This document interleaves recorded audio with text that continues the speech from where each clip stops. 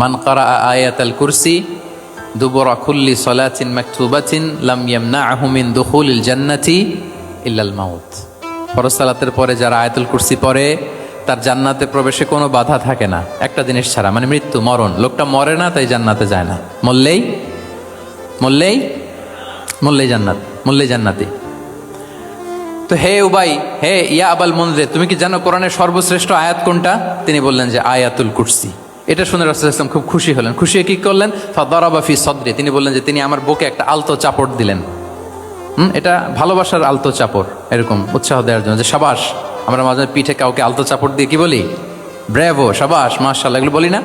তো রাসূলুল্লাহ সাল্লাল্লাহু আলাইহি ওয়াসাল্লাম বুকে আলতো চাপড় দিয়ে বললেন, ওয়াল্লাহি লিয়াহনিকাল ইলমু আবাল মুনজির, তোমার ইলম, তোমার জ্ঞান কল্যাণময় হোক হে আবাল মুনজির, মোবারক হোক তোমার জন্য তোমার ইলম।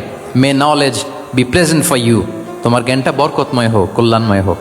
তাহলে তিনি যখন সঠিক উত্তর দিতে পারলেন, রাসূলুল্লাহ সাল্লাল্লাহু আলাইহি ওয়াসাল্লাম খুশি হয়ে বুকে আলতো চাপড় দিয়ে তার প্রশংসা করলেন, তার জন্য দোয়া করলেন।